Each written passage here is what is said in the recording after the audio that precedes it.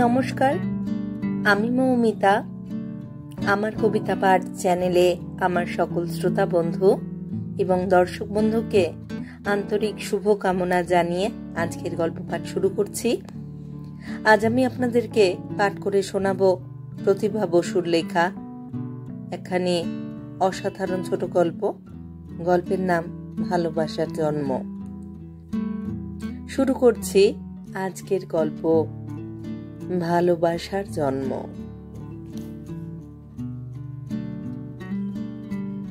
প্রথমে আমরা এই ছবিটা দেখতে পেলাম।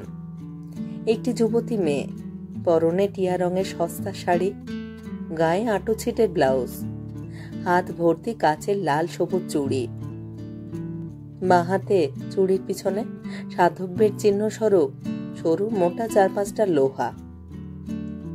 একটা বাপের বাড়ির, একটা শ্বশুর বাড়ির, একটা মানতের, একটা কালী বাড়ির, একটা তারকেশ্বরের। উপর হাতে সুতোয় বাঁধা বড় ছোট 3টে মাদুলি, গলায় চিকচিকে সোনার হার, গায়ের রং মাজা মাজা, নরম কোমল শ্যামল, মুখশ্রী বেশ সুন্দর, বিশেষত চোখ বড় কালো গভীর, মাথার চুল ঈষৎ কাটা, কিন্তু ডোল সুন্দর সিঁথির দুপাশে ঢেউ আছে। এই মুহূর্তে সেই চুল পিঠে ছড়ানো, ঘন এবং লম্বা, একটু ভেজা ভেজা। বোঝা যাচ্ছে স্নান করেছে খানিক আগে, কেননা কপালে সিঁদুরও তাজা টকটকে। সাধব্যের চিহ্ন সেখানেও প্রকট। কপালের ফোঁটাটা যেমন বড়, সরু সিঁথিটাও তেমনই দগদগে লাল। মেয়েটি তার অপরিসর শোবার ঘরের অপরিসর জানালার ধারে একটি টুলের উপর বসে নিবিষ্টভাবে বই পড়ছিল। ঘরটা জিনিসপত্রে ঠাসাঠাসি, দেওয়ালগুলো ছবিতে ছবিতে আকীর্ণ। গান্ধী, রামকৃষ্ণ, বিবেকানন্দ, পাকা মুখের বালগোপাল, লেকের ধারে যুবক যুবতী, গোলাপ ফুল, আকাশচারী বলাকা, ধান বোঝাই নৌকো, কত যে ভিন্ন ভিন্ন জাতের ভিন্ন ভিন্ন ধরনের ছবি, তার কোনো হিসেব নেই। বেশিরভাগই ক্যালেন্ডারের কৃপায় আহৃত। কিছু ছবি পেরেকে ঝুলছে, কিছু ময়দার আঠা দিয়ে চেপটে লাগিয়ে দেওয়া। এক কোণে এপাশ ওপাশ জুড়ে মস্ত একটা তক্তপোষে যুগল বিছানা উল্টানো, বালিশে চাদরে তোষকে পাশ বালিশে পর্বত প্রমাণ। ঘরটা ছোট বলে আরো প্রশস্ত দেখায়। তক্তপোষ যেখানে শেষ হয়েছে সেখানেই একটা ছোট জানালা, ঘন ঘন মোটা শিক দেওয়া। সেই জানালার তলাতেই টুলের উপর বসে বই পড়ছে মেয়েটির নাম পুষ্প। এখন বেলা 1:30। দোকান বন্ধ করে পুষ্পর স্বামী এখন ঘরে ফিরেছে। দোকান মানে মুদি দোকান, বেশ চলতি দোকান। মুদির সওদাও থাকে, মনোহারিও থাকে। বর্তমানে মনোহারির বিভাগটাই কম গমে। রোজেশ বলে, আজকাল মেয়েগুলিন খুব উজিয়েছে। সপাং সপাং আসবে, বসবে, বলবে, দিন দিন তাড়াতাড়ি দিন, মাথার কাঁটা দিন, ফিতে দিন, পাউডার দিন, সোনা দিন, জনাত কইরে টাকা ফেলবে, টমক মেরে চলে যাবে। 2 দিন, মাত্র 2 দিন, আবার এই সে বলবে, কাঁটা দিন, ফিতে দিন, হ্যানা দিন, ত্যানা দিন। আমি মনে মনে বলি, মা লক্ষ্মীরা, বাপের পয়সা দেখছি বড়ই সস্তা, নিবে আর হারাবে, হারাবে আর কিনবে, যা চলে। আমার তো তাইতেই লাভ। হারাও হারাও, যত খুশি হারাও, যত খুশি ছিঁড়ো ফাঁড়ো, আমার কি? আমার বউ ঠিক থাকলেই হবে। পুষ্পর তুলনায় পুষ্পর স্বামীর বয়স অনেকটা বেশি, রং কালো এবং মোটা, বুকে জঙ্গলের মতো লোম, হাতে পায়েও খুব লোম, অনেক সময়ে বন মানুষের মতো দেখায়। মাথার চুল শক্ত এবং ঘন ভুরু 1 আঙুল চওড়া, প্রায় চোখের পাতায় ঝুঁকে পড়েছে। চোখ ছোট করমচার মতো লাল। বিদ্যে না থাক, বুদ্ধি আছে, পরিশ্রমী খুব। দেশ পাকিস্তানের গর্ভে চলে যাবার পরে সর্বশান্ত হয়ে এসেও ভেঙে পড়েনি। কলকাতার উপকণ্ঠে রাস্তার ধারে জবরদখল জমিতে ছাউনি তুলে শুরু করেছিল। এখন সেখানে পাকা ঘর, বড় দোকান। বাড়ি আর দোকান দেওয়ালের এপিটোপিট। দোকানের নাম মাতৃভাণ্ডার। ব্রজেশ খুব মাতৃভক্ত সন্তান। দোকান ফেঁপে ওঠার পর থেকে নিয়মিত মায়ের পাদদক খায় সকালে উঠে। যদিও মায়ের দীর্ঘ জীবন তার পক্ষে দৈনন্দিন যন্ত্রণা, খেতে পড়তে দিতে বুক বিদীর্ণ হয়ে যায়, তবু চরণামৃত খাবার বেলায় মা মাগো আমায় আশীর্বাদ করো, যেন লক্ষ্যপতি হই বলে গদগদভাবে ষষ্ঠাঙ্গে প্রণাম করে। তার ধারণা হয়েছে মায়ের নামে দোকান বলেই আজ এমন চলছে। সেই ব্রজেশ ঘরমাক্ত শরীরে প্রায় ঘরে ঢুকেই তিরিক্ষি হয়ে উঠল। আবার আবার তুমি ওইসব নাটক নভেল পড়তে শুরু করেছ? গেঞ্জিটা খুলে ছুঁড়ে দিল আলনায়। 1000 বার বারণ করিলেও দেখছি কর্ণে পিরবেশ করছে না। কানের ফুটাটা কি ছোট? লোহা গরম কইরে কি সেটা বড় কইতে হইবে? পুষ্প ভয় ভয়ে উঠে দাঁড়ালো, অপ্রস্তুতভাবে হাসল, নরম করে বলল, পড়ছিলাম না, দেখছিলাম। দেখছিলে? দেখছিলে? কি দেখছিলে? দড়ি থেকে গামছা নিয়ে বুক পিঠ বগল মুছতে লাগলো। কোনখানে পরপুরুষের সঙ্গে পীড়িতি আছে সেই সব দেখছিলে? নাটক নভেলে ওইসব চেনালি ছাড়া আর কিছু থাকে নাকি? যত সব। বই রেখে পুষ্প ধীরে ধীরে বেরিয়ে এলো ঘর থেকে। ঘরের বাইরে বারান্দা, নিচে উঠোন, উঠোনে নলকূপ। কাপড় চোপড়, তেলের শিশি, সাবান ইত্যাদি যথাস্থানে গুছিয়ে দিয়ে নলকূপ টিপে টিপে বড় টিনে জল পড়তে লাগলো। ততক্ষণে ব্রজেশ ধুতি ছেড়ে গামছা পরে বেরিয়ে এসেছে। গামছাটা ছোট, গামছায় তার লজ্জা ঢাকেনি, কিন্তু তার জন্য সে ব্যস্ত ছিল না। লজ্জা আর কার কাছে? বউ তো বউই, আর মা তো সেই বেলা 11টায় ভাত খেয়ে ঘুমোচ্ছে। ঘুমোচ্ছে তো ঘুমোচ্ছেই, জাবর কাটা আর ঘুমোনো, এছাড়া আর কাজই বাকি বুড়া গরুর। রাগে ব্রজেশের গা পিত্তি জ্বলে। সে এসে কলতলায় দাঁড়ালো, আঙুল দিয়ে দাঁত মাজছে সে। পোড়া তামাক গুঁড়ো করে রাখে পুষ্প, তাই দিয়ে সে এই সময় দাঁত মাজে রোজ। খুব ভালো করে মাজে, আর পিচ পিচ থুতু ফেলে এখানে ওখানে। লাল চোখ গরম করে বলল, জল চৌকিটা এনে দাও। পুষ্প তাড়াতাড়ি দৌড়ে গিয়ে নিয়ে এসে বারান্দায় পেতে দিল। দাঁতে দাঁত ঘষল ব্রজেশ। এখানে দিচ্ছ কেন? এইখানে বসে আমার কোন ছেড়াদ্দ হবে? কলতলায় দাও, গা ঘষব। ও জল চৌকি উঠিয়ে কলতলায় নিয়ে গেল, তারপর দাঁড়িয়ে রইল আদেশের অপেক্ষায়। পুষ্প জানে এরপর তাকে কি করতে হবে। ব্রজেশ ধীরে আস্তে দাঁত মেজে ঘটির জল দিয়ে কুলকুচি করে মুখ ধুতে লাগলো। গরমচা চোখে তাকাতে লাগলো রৌদ্রে দাঁড়িয়ে থাকা স্ত্রীর দিকে। পুষ্প ঘামছে। জ্যৈষ্ঠ মাসের তীব্র রোদে লাল হয়ে গেছে মুখ, চোখের কোলে ক্লান্তি। বেশ তৃপ্তি অনুভব করলো সেই কষ্ট দেখে। নিজেকে রাজা মহারাজা মনে হলো। তারপর সেই মহারাজার চালেই নেমে এলো উঠোনে। কলতলায় বসলো জল চৌকিতে। ছোট গামছাটা আলগা দিল কোমর থেকে।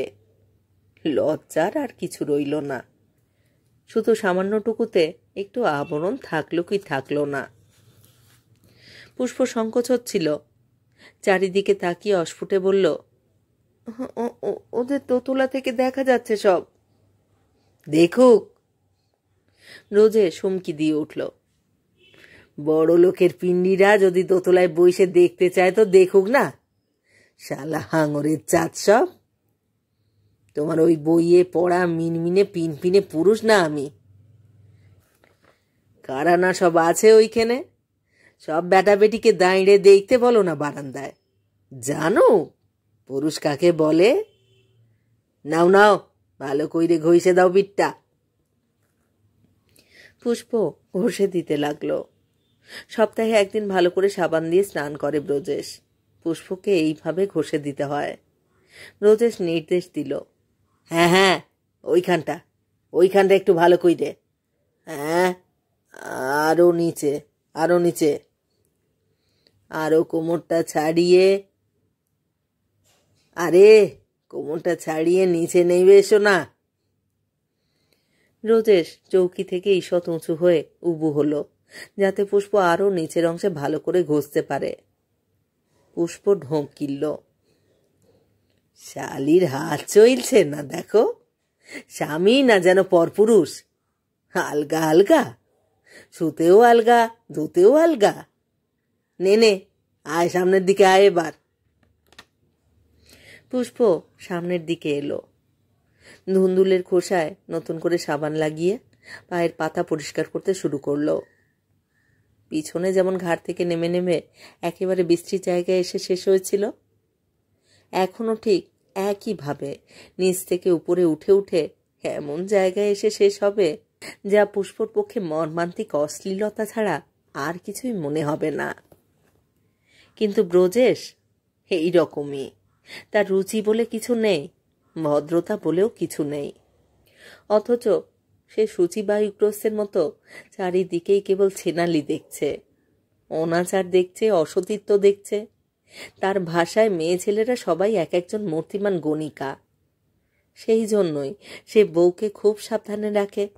হাতে নাটক নভেল দেখলে বন্য বরাহের মতো দাঁতালো হয়ে ঝাঁপিয়ে পড়ে, আর নিজে কোথা থেকে সব ন্যাংটো মেয়েদের ছবিওয়ালা বই এনে লুব্ধ চোখে তাকিয়ে থাকে। বলে, এগুলো তোমাদের বদমাইশ লেখকগুলোর মতো ইনে বিনে কাঁদুনি নয়, প্রেম প্রেম খেলা নয়, মেয়ে ছেলেদের নষ্ট কইবার ফোন দিও নয়। এ হচ্ছে সত্যিকারের বিজ্ঞান। বিজ্ঞান কাকে বলে জানো? এইসব শিখবে তবে তো স্বামী খুশি হবে। মেয়ে ছেলেদের ধর্ম কি? স্বামীকে খুশি করা। সতীত্ব কি? স্বামীকে ইষ্ট দেবতা জ্ঞান করা। সেবা কি? পতি সেবা। জানো না পতি পরম গুরু? আগে তবু স্ত্রীর জন্য কিছুটা মায়া মমতা ছিল ব্রজেশের, এখন তো নেই। এখন পুষ্পর উপর সে ক্রুদ্ধ, বিরক্ত। এখন পুষ্প সুন্দর যুবতী শরীরটা সে নিষ্ঠুরের মতো ব্যবহার করে। পুষ্প নিরুপায় নিঃশব্দ ধৈর্যের উপর যথেচ্ছ আক্রমণ চালায়।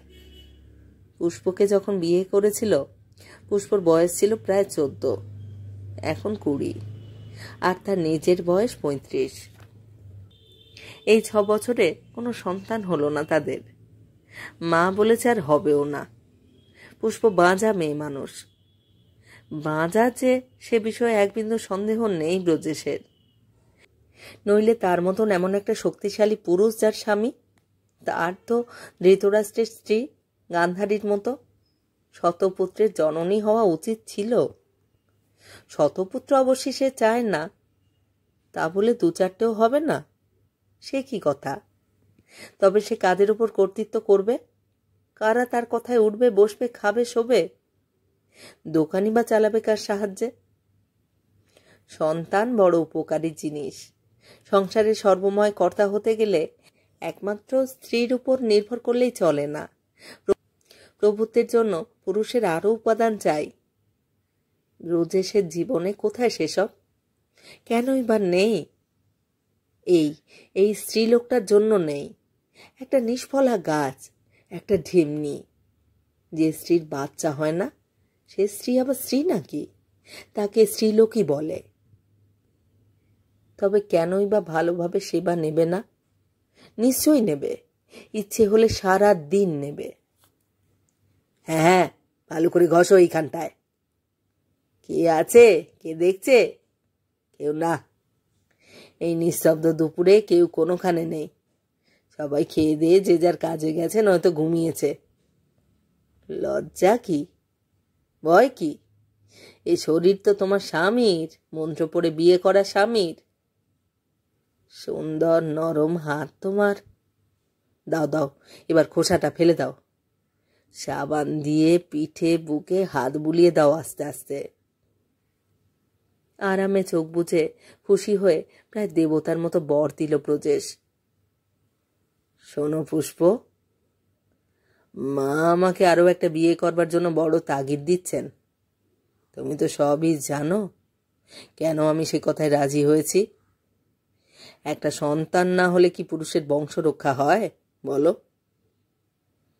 পুণ্যাম নরক থেকে আমাকে ত্রাণ করবে কে? তুমি মেয়ে মানুষ যতক্ষণ আছো আছো, মরলেই গেলে, গরু বাছুরের মতো। কিন্তু পুরুষ, তার মূল্য অন্যরকম। তবু বলছি, তোমাকে আমি ত্যাগ করব না। বিয়ে করলেও এইভাবেই আমাকে সেবা করতে দেব। নতুন বউ রাগারাগি করলেও আমি লুকিয়ে চুরিয়ে এসে শোবো তোমার সঙ্গে। ঘটি ভর্তি জল নিয়ে পুষ্প স্বামীর গায়ে ঢেলে ঢেলে এবার সাবানগুলো ধুয়ে দিতে লাগলো। তার শান্ত চোখ মৃতের মতো স্থির শীতল। দুপুর কাটল। খেয়ে উঠতে উঠতেই 2:30 বেজে গিয়েছিল। ব্রজেশ নাক ডাকিয়ে ঘুমিয়ে উঠল 4টের সময়। এবার দোকানে চা আর হালুয়া পাঠিয়ে দেবার আদেশ দিয়ে গেঞ্জি চাপিয়ে চলে গেল সে। পুষ্প ঘুমোয়নি, বসেছিল, উপন্যাসটা শেষ করছিল লুকিয়ে লুকিয়ে। পড়তে শিখে থেকেই সে নেশাগ্রস্তের মতো যা যেখানে পায় পড়ে। আস্তে আস্তে সেই নেশা তার দুরন্ত ক্ষুধায় পরিণত হয়েছে। এই তো জীবন। মনে মনে সে ভাবে, যদি না বই পড়তে পারতাম, কি করতাম আমি, কেমন করে টিকে থাকতাম। দিদিরা বলে, পুষ্প তুই ভাগ্যবতী, খেয়ে পড়ে কত সুখে আছিস। পুজোয় পার্বণে তোর গায়ে সোনাদানা উঠছে। ছিল ঘর, এখন পাকা দালানের মালিক। ফেলে ছড়িয়ে রোজগার করছে ব্রজেশ। আহা, ব্রজেশের মতো ছেলে হয় না, যেমন সৎ তেমনই পরিশ্রমী। আর আমাদের শুধু নাই আর নাই, আর খাই আর খাই। পুষ্প ভাবে, তা ঠিক, ওদের ব্রজেশ আমাকে খেতে দেয়, পুজোয় সোনার হারও গড়িয়ে দিয়েছে, ছেলের মানতে 3-3টে সোনার মাদুলিও ধারণ করিয়েছে। না, দুঃখ কোথায়?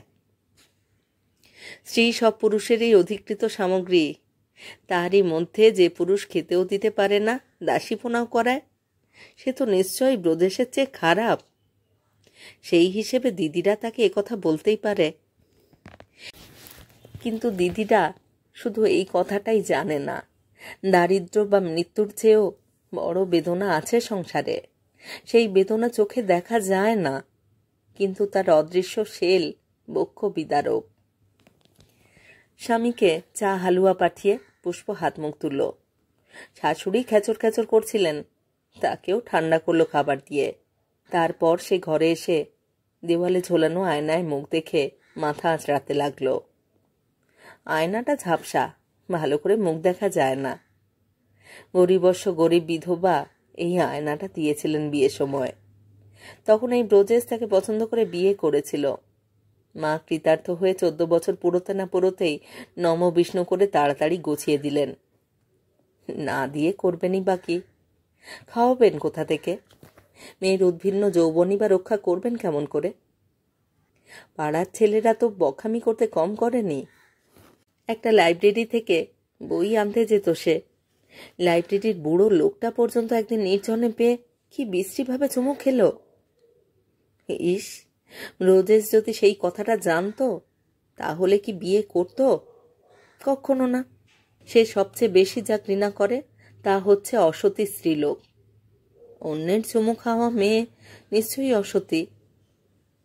ব্রজেশ নিজে কিন্তু বিয়ের আগে বেশ্যা বাড়ি যেত, পরেও যে মধ্যে মধ্যে যায় না কে জানে।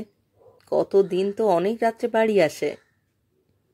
তা আসুক, যদি প্রতি রাত্রেই আসে তাতেও বিন্দুমাত্র আপত্তি নেই পুষ্পর, বরং সে নিষ্কৃতি পাবে। আর একটা বিয়ে করলেও আপত্তি নেই। আপত্তি শুধু নিষ্ফলা স্ত্রীলোক আখ্যায়, সেটা সে সহ্য করতে পারছে না। তাছাড়া আর একটা বিয়ে করলে ব্রজেশ যে তাকে থাকতে দিতে চাইবে না, এই কথাও অবধারিত। মা বাড়ি বাড়ি ঘোরেন, এর বাড়ি ওর বাড়ি আশ্রিত হয়ে একা ভিক্ষুকের জীবনযাপন করেন। মার কাছেও যাওয়া যায় না। পুষ্প তাহলে যাবেই বা কোথায়, খাবেই বা কি? হাজার হোক সে ভদ্রলোকের মেয়ে, ভদ্রলোকের বউ। টিয়া রং শাড়িটা ছাড়ল, ব্লাউজও ছাড়ল। ট্রাঙ্ক থেকে সাদা খোলের একখানা ভালো শাড়ি পার করে ঘুরিয়ে পরল। একটা লাল ব্লাউজ গায়ে দিল। হাতের তাবিজগুলো খুলে রেখে দিল বাক্সে। তারপর মুখে ঘন করে পাউডার মেখে স্যান্ডেল পায়ে বেরিয়ে এলো বাইরে। পিছন দিক দিয়ে একটু ঘুরপথে বড় রাস্তা ধরল। তার গন্তব্য বেশি দূরে নয়, মিনিট 10 হেঁটেই পেয়ে গেল বাড়িটা। ছিমছাম ছোট বাড়ি, সামনে বাগান, বাগানের পাশ দিয়ে সিঁড়ি উঠে গেছে ঘরে। বাইরে নেমপ্লেটে অনেকক্ষণ চোখ রেখে অনেক ইতস্তত করে ঢুকে এলো ভিতরের মস্ত ঘরে। দেওয়ালের গায়ে সারি সারি গদিয়াটা চেয়ার পাতা, মাঝখানে টেবিলে অনেক বই। বই দেখেই প্রথমে প্রাণটা শক করে উঠল, তারপর লোভ দমন করে বসল চুপচাপ। শব্দ পেয়ে একজন পোশাক কাটা বিয়ারা পেরিয়ে এলো, নাম লিখিয়ে নিল স্লিপে। তারপর কাটা দরজা দিয়ে ঢুকে গেল পাশের ঘরে। আবার ফিরে এলো তক্ষুনি, বলল, আসুন। ব্রজেশের সঙ্গে পুষ্প এরও আগে 2-4 বার ডাক্তারের বাড়ি গেছে, কিন্তু এত বড় ঘরে এত সুন্দর মানুষকে আর কখনো সে বসে থাকতে দেখেনি।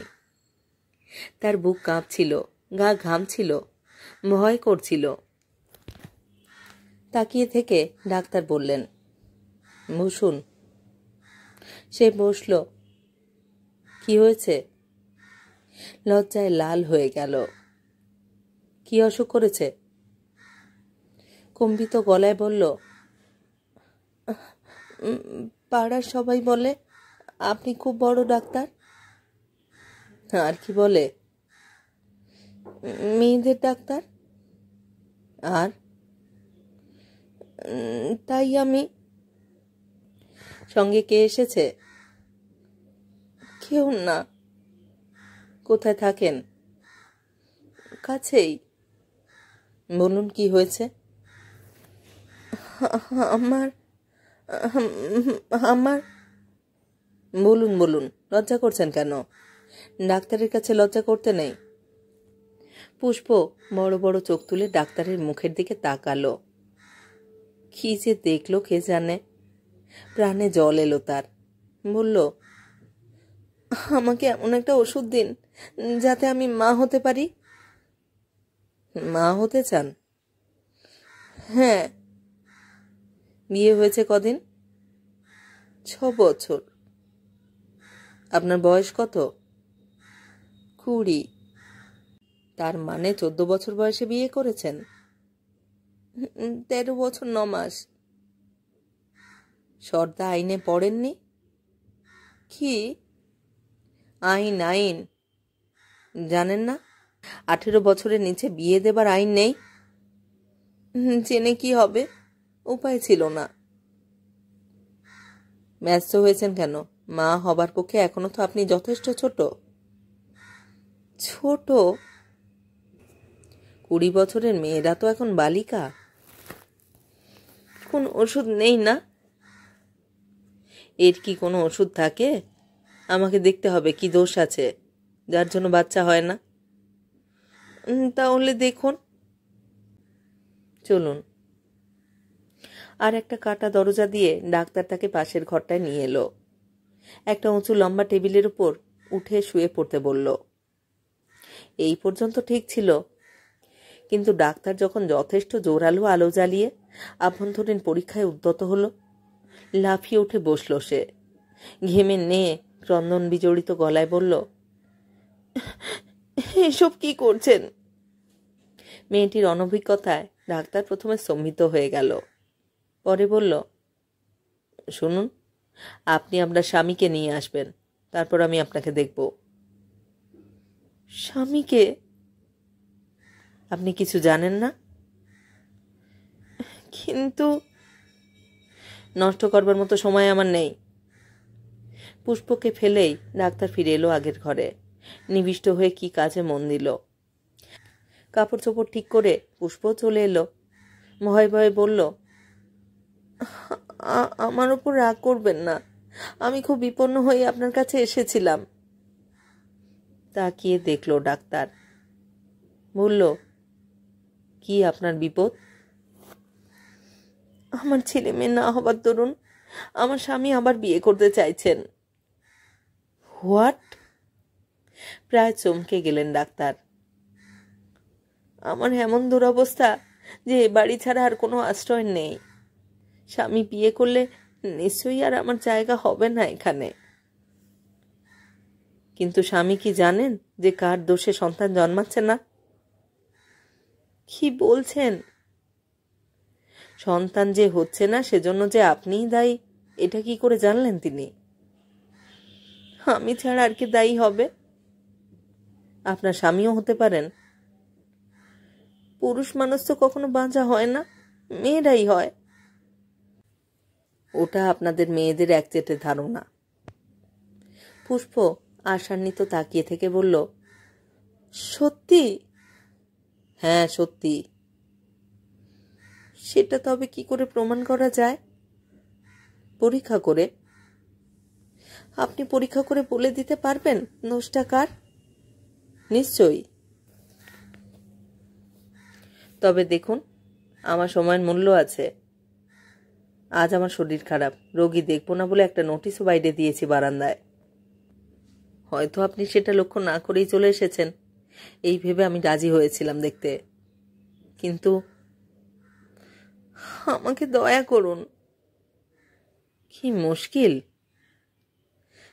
বুঝতেই পারছেন আমাদের মতো লেখাপড়া না জানা মেয়েদের কি নিরুপায় অবস্থা।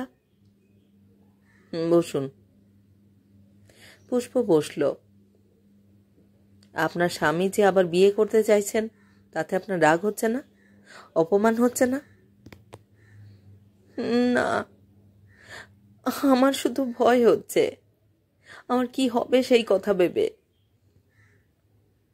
এমন যদি হয় সেই নিরাপত্তা আপনি পেলেন, তাহলে আমি সেই মুহূর্তে এখান থেকে চলে যাব। কষ্ট হবে না? না। তার মানে স্বামীর সঙ্গে আপনার ভালোবাসার সম্পর্ক নয়? না। শুধু খাওয়া পড়ার? হ্যাঁ। আচ্ছা চলুন, দেখা যাক কি ব্যাপার। দেখলেন ডাক্তার, ভালো করেই দেখলেন। তারপর নিঃসংশয়ে রায় দিলেন, হয় দোষটা তার স্বামীর, নয়তো এখন হচ্ছে না, পরে হবে। কিন্তু সন্তানস্থলে অর্থাৎ নিজের অর্থাৎ পুষ্পর কোনো দোষ নেই। ডাক্তারকে পুরো দর্শনী দিয়ে পালকের মতো হালকা পায়ে বাড়ি ফিরে গেল পুষ্প। রাত্রিবেলায় স্বামীর সঙ্গে নিভৃত হয়ে বলল, আচ্ছা, তুমি যে আবার বিয়ে করতে চাইছ, কি করে জানলে যে আমার দোষেই তোমার ছেলে হচ্ছে না? তবে কার দোষে? অনেক সময় পুরুষের দোষেও হয়। নভেল পড়ে পড়ে এইসব জ্ঞান হয়েছে বুঝি? হ্যাঁ। কোন বদমাইশ লেখক এইসব কথা লিখেছে? আমি মামলা ঠুকবো তার নামে।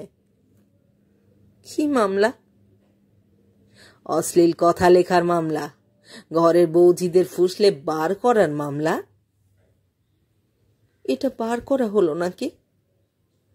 হলো না? এই কথা জানলে ঘরের বউ ঘরে থাকতে পারে? যত সব হারামজাদার গোষ্ঠী।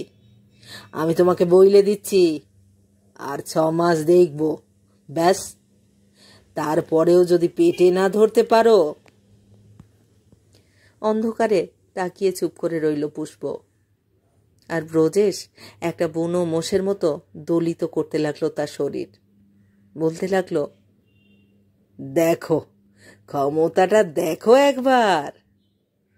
আজ তোকে আমি মেরেই ফেলবো, আজ তোকে আমি মেরেই ফেলবো, তোকে বুঝিয়ে ছাইড়বো কেমন বাজা পুরুষ আমি। নিষ্ক্রিয় পরিশ্রমে বিধ্বস্ত হতে হতেও পুষ্প বলল, চলো না, আমরা দুজনেই একদিন একজন বড় ডাক্তারের কাছে গিয়ে পরীক্ষা করিয়ে আসি। চুপ করো। নিজের গুণ আর ঢাক পিটিয়ে না বেড়াইলেও চলবে। পুরুষ কখনো বাঁচা হয় না, ওসব মেয়ে মানুষেরই নারীর দোষ। পরের দিন পুষ্প আবার ডাক্তারের কাছে গেল। ঘর ভর্তি লোক, তাকে বসে থাকতে হলো অনেকক্ষণ। তা হোক, মেলা 4টে থেকে রাত 8টা পর্যন্ত ব্রজেশ ঘরে ফেরে না। শাশুড়িকেও যথেষ্ট খাবার দিয়ে রাখা হয়েছে, সুতরাং দেরি হলে খুব বেশি ভয়ের কিছু নেই। বসে থাকলো সে। ডাক পড়ল একেবারে শেষে। কি ব্যাপার? ডাক্তার হাসি হাসি মুখে তাকিয়ে চশমার কাঁচ মুছলেন। আমার স্বামী বিশ্বাস করে না যে পুরুষও অনেক সময় জন্মদাতা হতে অক্ষম থাকে। তাকে নিয়ে আসুন না। আসবে না। আপনাকে আমি কাল যা যা বলেছি, উনি শুনেছেন সেসব কথা? না, আমি তাকে লুকিয়ে এসেছিলাম, আজও লুকিয়ে এসেছি। লুকিয়ে? হ্যাঁ। কেন? আজ আর একবার পরীক্ষা করাতে। কালকেই তো করলাম।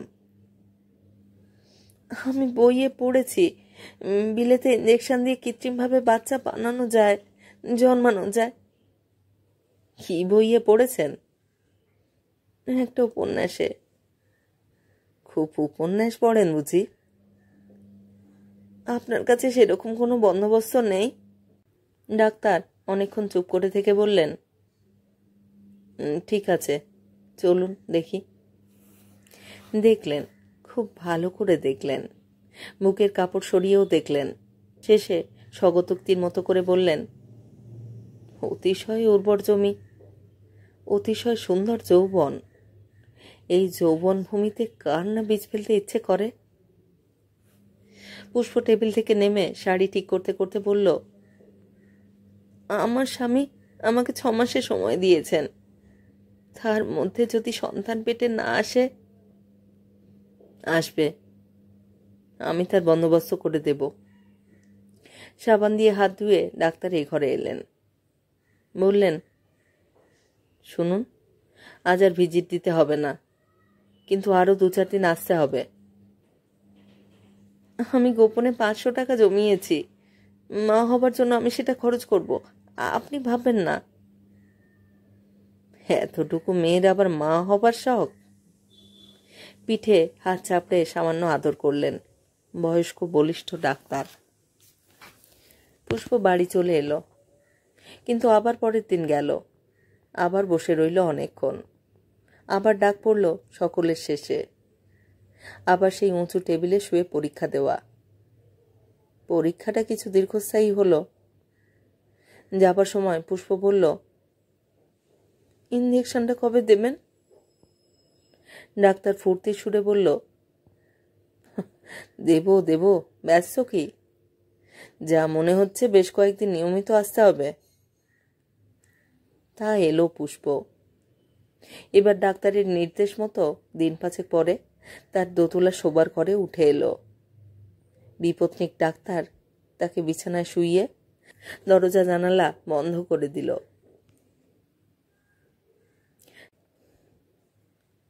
ঘণ্টাখানেক বাদে শাড়ি জামা ঠিক করে পুষ্প যখন বেরিয়ে আসছিল ঘর থেকে, ডাক্তার বললেন, জানি এরপরে আর তুমি আসবে না এখানে, আমাকে একটা জানোয়ার ভাববে। পুষ্প জবাব দিল না। ডাক্তার হাত ধরল তার। পুষ্প সরিয়েও নিল না। ডাক্তার কপালে চুমু খেয়ে বললেন, হয়তো ক্ষণস্থায়ী, কিন্তু আমি সত্যি বলছি, তোমার উপর এই লোভ আমার এক ধরনের প্রেমেরই পরিণতি। পুষ্প দরজার কাছে সরে এলো। ডাক্তারও সঙ্গে সঙ্গে এলেন। বলা যায় না, এই পরিণতির ফলেই হয়তো তুমি মা হবে। চমকে মুখ তুলে তাকালো পুষ্প, আর হঠাৎ ডাক্তারের চোখে ভয়ের ছায়া নামলো। না, সে যে আমার দ্বারাই হয়েছে তা তুমি বলতে পারবে না, স্বামীর দ্বারাও হতে পারে। অনেকেরই বিয়ের 10 বছর বাদেও বাচ্চা হয়। এবার একটু হাসল পুষ্প। চোখ নামিয়ে বলল, ব্যস্ত হবেন না, আপনাকে আমি বিপদে ফেলব না। না না, সেজন্য নয়। পুষ্প সিঁড়ি দিয়ে নেমে গেল। বাড়ি এসে দেখল বিছানার উপর আসন পিড়ি হয়ে বসে আছে ব্রজেশ। তাকে দেখেই হুঙ্কার দিয়ে উঠল, কোথায় গিয়েছিলে? সেই বিয়ের রাত থেকে স্বামীর ভয় কাঁটা পুষ্প নিষ্পৃহ গলায় জবাব দিল, কাছেই। কেন গিয়েছিলে? কাজ ছিল। কার হুকুমে গিয়েছিলে? মুখ তুলে তাকালো সে। বলছি, কার হুকুমে তুমি বাড়ির বাইরে পা দিয়েছিলে? ব্রজেশ গর্জে উঠে দাঁড়ালো। পুষ্প ঠান্ডা গলায় বলল, মারবে নাকি? নিশ্চয়ই, শুধু মারবো না, মেরে ফেলবো, পুঁতে ফেলবো। স্বভাব অনুযায়ী পুষ্প আবার চুপ করে গেল। রান্নাঘরে যাচ্ছিল। ব্রজেশ হাত টেনে দাঁড় করিয়ে দিয়ে বলল, আমার পা ছুঁয়ে প্রতিজ্ঞা করো, আর কখনো আমার অনুমতি না নিয়ে কখনো বাড়ি থেকে বেরোবে না। পুষ্প শক্ত হয়ে দাঁড়িয়ে রইল। ঝাঁকানি দিল ব্রজেশ, তবু স্থির। ব্রজেশ ঘাড় ধরে তাকে নিচু করে দিল পায়ের ওপর। চুলের গোছা ধরা রইল বাঁ হাতে। টানের চোটে উপড়ে আসতে চাইল। তারপর ছেড়ে দিয়ে বলল, ঠিক আছে, যাও, খাবার আনো। আমি তাড়াতাড়ি খেয়ে শুয়ে পড়ব, শরীর ভালো না। অন্যদিন ব্রজেশ আসেই 8টার পরে, খেতে খেতে 9টা, শুতে শুতে প্রায় 10। কাজ ছেড়ে আসতে পুষ্পর আরও খানিক দেরি হয়। সেই সময়টা ব্রজেশ বউয়ের জন্য অপেক্ষা করতে করতে দোকানের হিসেব মেলায়। আজ 7:45তেই খেতে বসল। 8:15 শুয়ে পড়ে বলল, ওসব হাঁড়ি কুড়ি ফেলে রাখো, হাত পা ধুয়ে চলে এসো শুতে, আমার ঘুম পেয়েছে।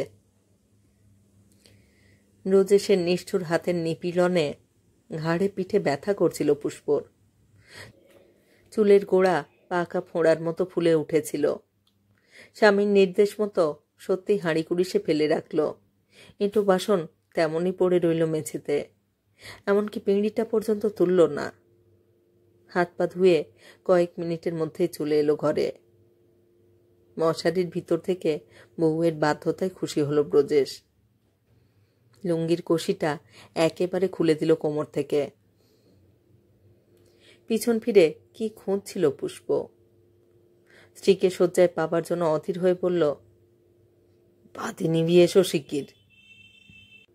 বাতি নিভে গেল। ঘুটঘুটি অন্ধকার ঘরে কতক্ষণ চোখ চলল না, কিন্তু বিছানায় এলো না পুষ্প। মুখস্থ রাস্তা বেয়ে সেই অন্ধকার হাতড়েই খোলা দরজা দিয়ে নিঃশব্দে বারান্দায় এলো। বারান্দা থেকে উঠোনে, উঠোন পেরিয়ে রাস্তা। এতদিন তার কত ভয় ছিল, চিন্তা ছিল, দুঃখ বেদনায় জর্জরিত ছিল হৃদয়। অনুভব করল সেই মুহূর্তে একটা দুর্জয় সাহস আর আত্মবিশ্বাস ছাড়া আর কিছুই নেই সেখানে। সে অনায়াসেই ভাবতে পারল তার নিজের জীবন নিজের, নিজের দায়িত্ব নিজের। ব্রজেশের আশ্রয় ভিন্ন তার বেঁচে থাকার পথ আছে। আর এই শরীর প্রতিদিনের ব্যবহারে যা ক্লেদাক্ত ও কর্দমাক্ত, এখন যা স্নান ও পবিত্র, ব্রজেশের বলাৎকার থেকে তাকে রক্ষা করার দায়িত্ব তার নিজের। আকাশে মুখ তুলল সে, বলল, ভগবান, তুমি ছাড়া আমার কেউ নেই, কেউ নেই। ডাক্তার, তুমিও নেই।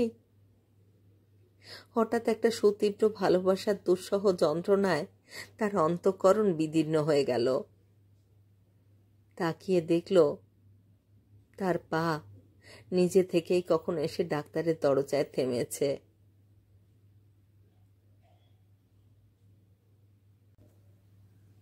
যে ভালোবাসার জন্ম হয়েছে পুষ্পর হৃদয়ে, তা হোক পরিস্থিতির চাপে, জানি না সেই ভালোবাসা শেষ পর্যন্ত আশ্রয় পাবে কিনা, জানা নেই। পরিস্থিতি কঠিন, জীবন আরও কঠিন।